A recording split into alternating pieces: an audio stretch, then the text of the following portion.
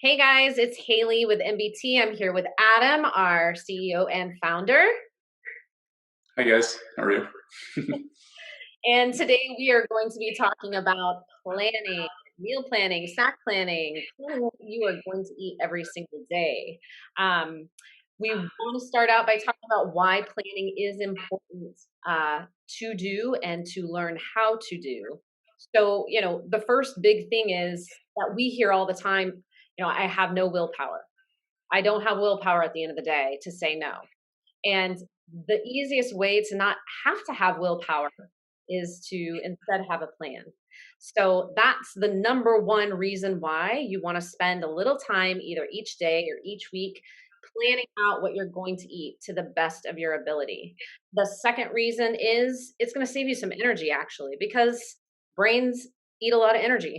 And if you're constantly making decisions all day long at work, all day long at home with the kids, or doing whatever it is you're doing, and then you're having to spend additional energy deciding what do I eat all the time. It's really, really exhausting. So that's a second reason to make a plan in advance. Spend all the energy once and be done with that activity. Um, Another really great reason to make a plan is so that you're successful, right, Adam? Yes, absolutely. I always say if you fail to plan, then you plan to fail. If you Which plan ahead, you plan to be successful. right. I mean, I feel like that's such a kick in the pants, right? But I say it to myself all the time. I'm like, I didn't plan. So I must have just planned to fail. But the truth is, and this is something I've been telling a lot of my clients lately, is having no plan is actually us planning. So realize no matter what happens in your day, if you end your day and you're like, oh, I just didn't plan. Well, actually you did. You just planned to have the no plan day. So keep that in mind. You're making decisions about how you're going to do your day. Do you have anything to add to any of that? Yeah, the no plan is not a very good plan. Um, it definitely helps to have a plan. I always say, and kind of what you were saying, I mean, we all have limited self control. There's just that's just the way it is. We have limited cognition, and I like to use my limited self control to put myself in situations and environments where I don't need a lot of self control later on, right? So I use my limited self control to set myself up so I don't need self control later on. So for me, I love to plan. My day is very regimented. I like that. For me, the biggest thing is, I like to go meal by meal. I try to think about after I eat something, I always think about what's next. I never want to get to the moment and then decide because when I'm in the moment and deciding what am I in the mood for? What am I in the mood for? I'm never gonna, think about something that I know I'll feel best about, right? I'm usually gonna be thinking about the sugary, salty, fatty type of foods. So when I plan ahead, it makes it so much easier. I like to say, you set it and forget it. Yeah, well, and actually, you pointed out a really key word. What am I in the mood for? What do I feel like eating? Right there, if we're saying those things, we're doing what? Emotionally eating. We're letting our emotions and our feelings guide our choices and behaviors. So we do want to try and catch ourselves in those moments. Totally, it makes such a difference. So there's a few ways I do it, a few ways I suggest. I mean, number one is definitely snacks. Um, So something I do every Sunday, usually it's a little slower day, I'll cut up some vegetables like carrots and peppers and celery, and I'll put them into little bags. This way, during the week when I'm busier, I don't have to start cutting up vegetables, right? They're already in little bags, they're ready to go. Same thing for like my nuts. I love like almonds, and I'll buy a big bag of them and then I'll pre-portion them into little bags. This way, when it's snack time, I don't have to do anything. I can just grab a bag and start eating. I like to think of it as like imagine you have the best assistant in the world, and a great assistant, his or her job is to make your life easier, right? And you almost want to be your own assistant. You want to give yourself, your future self, a gift. It's like, ooh, here's a great snack I made for myself. They're ready to go. The nuts are ready to go, or the vegetables are ready to go. So the more you can do that for yourself, the more you can set yourself up for success, the better it'll feel big. Yeah, 100% agree. I do want to say that obviously people come to the program and come to work with us with varying levels of skill in this regard. And sometimes I know I've worked with clients that really struggle. They'll make a plan that seems really goal forward, if you will, like, oh, this is a weight loss plan. And then they totally kick it to the curb and do whatever they want all day long. So, when you find that happening, if you're making plans and they seem really, really good as far as diet worthy goes, and you just can't seem to achieve that plan, pull back and look at what realistically has been happening in your days. Like, to go from snacking on potato chips at 3 o'clock in the afternoon to snacking on celery is a crash and burn plan. Like, in my book, that's setting us up for mega failure. Instead, I would recommend, like, what's realistic. Instead of fighting the potato chips, plan for the potato chips and put some celery on the side, like one stick of celery, right? Like, nod to the goal. Like, I'm going to have potato chips very intentionally here. I'm also going to nod at my goal. So I think that's a key component of planning as well. And I wonder if sometimes that's not what people struggle with most, is like, okay, I've made this really sort of virtuous plan. I'll never live up to it. Well, it doesn't have to be virtuous. The goal is to learn to plan. And really, the goal is to learn to be intentional, right? Like, set your intention for the day. My intention for the day is to take care of myself. Sometimes it might include potato chips, but I'm being intentional about how I'm relating to those. I'm not, wrestling with them all day long and then overeating them at the end of the night. So, planning at the very, very foundation is planning your intention for the day. What do you think? I think that's such a good point. As Mike Tyson famously said, everyone has a plan until they get punched in the face. Um, so it's like you can go into a fight with the best, plan, and then as soon as you get punched in the face, all bets are off, right? Everything you plan for is off. Um, and to your point, I think that's so important. So often we set these plans, and it's like, I'm going to do this, I'm going to do that, I'm going to do this, and like you're setting a day out where there's zero margin for error. You have no time to put out any fires when usually most of your day is putting out fires. You're asking a lot of yourself. And I think when you set these unrealistic plans, of course, it makes you feel bad because you're not meeting your intentions, right? You're not following through on your actions and your desires. So I think it's so important to really set a realistic plan. And the best question to ask yourself is like, can I see myself easily doing this? And the answer should be yes, right? At first, at the very least, in the beginning, it should be that, right? It should be I can easily see myself doing this.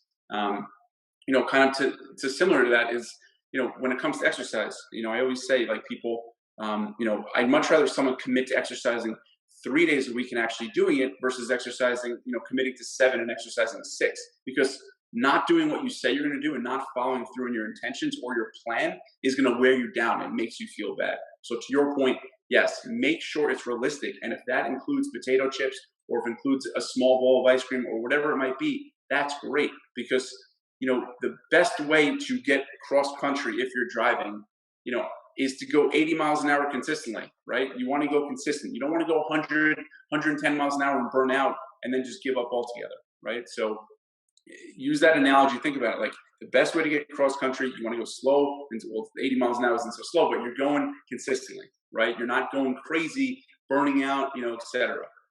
Yeah, absolutely. And the other thing about the plan is, I think, look at it like an experiment, right? Like, for me, putting a plan in place and giving it a go gives us an opportunity to collect data on what works, what doesn't, what's realistic, what's appropriate for your lifestyle, and if you keep trying a plan and something isn't working, change it, right? Like, that's the other thing. Like, don't grip that one plan so much that it gets in your way. Plans have got to be flexible. And to that end, plans are not about not having fun. It's to ensure that you're 100% available and present to enjoy whatever it is you plan, not wrestling with, am I supposed to eat this? Can I eat that? How much of this? No, make the plan and then give it a go. Try it out. Have fun along the way. Yeah, I think the word you said that's so important is intentionality, is just being intentional, right? So you have a plan, you want to be intentional, but it doesn't mean you can't stray from the plan, right? Let's say, it's the middle of the summer, it's even a nice day, whatever, my kids want to go get ice cream, and that wasn't part of the plan. I'm not going to be like, oh, well, it's not part of the plan, I can't have that, right? The idea is that you're being intentional and you're kind of enjoying the food versus using the food. And I think that's a big difference also. And this kind of obviously is emotional eating, but a good question to ask yourself is, am I using this food or am I enjoying this food? And if you're deviating from the plan to enjoy something, that's great. That's very different than deviating from the plan to use something, right? So you have a plan and then you deviate. It's like, well, I'm having a really stressful day or a long day. I'm going to eat chips or ice cream. That you're using food and you're likely not going to feel great about that. Whereas if my kids and I go for ice cream, we're enjoying together. It's part of the experience, right? And I think there's a clear distinction there. Yeah, absolutely. So just like nuts and bolts stuff, learning to plan. Like you said, you take it meal by meal. So like once you finish up breakfast, you think ahead to like the next snack or the next, lunch or whatever it is. That's a great way. I also have clients, I think you do this too, that text you their plan for the day in the morning. That's been really helpful. Sometimes if clients are busy in the morning or they're not morning people, they might put that plan together the night before. But I always recommend too, like, even if you're not sure you're going to snack between lunch and dinner, or you're not sure if you're going to snack after dinner, plan it. Plan it anyway. Make the decisions. And if you get there and you realize, hey, I'm actually not hungry, or I wouldn't eat my planned snack, move on. Push it to the next meal, right? But take it in little bite-sized chunks, because to think like if you go from never planning anything to like trying to plan a week's worth of food, it's really, really overwhelming. So just check your meter. Like, does it feel totally doable to just take it a meal at a time? Or could I do today? Could I think about tomorrow? And just practice, practice. It does not have to be perfect, but practice making plans and seeing if you can follow through. Yeah. And so the counterpoint to this is, we've heard it before, is some people say, I thought part of this is I don't have to think about food, or I don't want to think about, I feel like I'm always constantly thinking about food. And my argument to that is, or my counter to that is, think about it this way: you don't plan, you wind up eating something you don't feel good about, and then you wind up thinking about that, for hours and hours, right? So you're free, you're not thinking about anything, you eat whatever you want, you don't feel bad, you feel bad about that, and that is costing you hours and hours of wasted energy. Whereas for me, and the way we like to view it is, you spend a few minutes thinking about the day, thinking about the night, thinking about the week, whatever, however you want to approach it, whatever's comfortable to you, and you kind of set it and forget it, and then you can think about other stuff, right? And that's the way I view it, because I don't want to spend my time thinking about food, and I certainly don't want to spend my time thinking about food after I eat it, right? Because ideally, the goal is to feel good about the food. We want to feel good before, during, and after eating it. And I think those people who don't want to plan don't think about how much time they're spending after they're eating something, and how they're not feeling good about that. So to me, it's, you set it and forget it, and then you can think about everything else. I don't want to think about food all that much either. Right. Yeah. We're kind of picking and choosing how much energy we're going to spend on it in a very intentional way. Yeah. So I think it's really important. I mean, I know for some people the idea of planning ahead, for the week is definitely daunting. Um, for some people, a few days at a time, you have to just pick what works for you. We do think about dinners ahead of time, just because if, like, let's say we're making chicken, we'll be like, all right, this will be for tomorrow. This will be, whatever. That's helpful. But you have to do what works for you. And there's no doubt, though, that everyone always says they wish they had more willpower. This is the hack. This is the hack to get over, like, not having willpower, is you plan ahead so you don't need it. And sure, just because you make a plan, as we said, doesn't necessarily mean you're going to follow through, but it certainly increases the chances of you following through.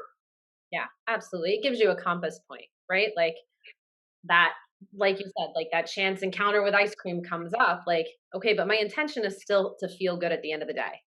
Can I have this ice cream in a way that is going to help me feel good about how I've behaved today? Right? Your intention was set. So let that be your compass point, even if the plan changes.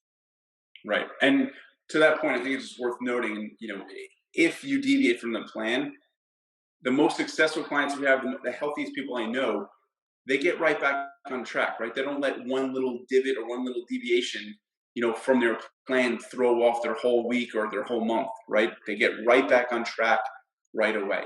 Um, And that's the goal, right? A plan, sure, it doesn't have to be this static thing. It can change. It can be dynamic, but you also can't let it rule you. In that, if you deviate from it, you let it destroy you, and say, all right, forget it. I'll just start fresh tomorrow or Monday or whatever.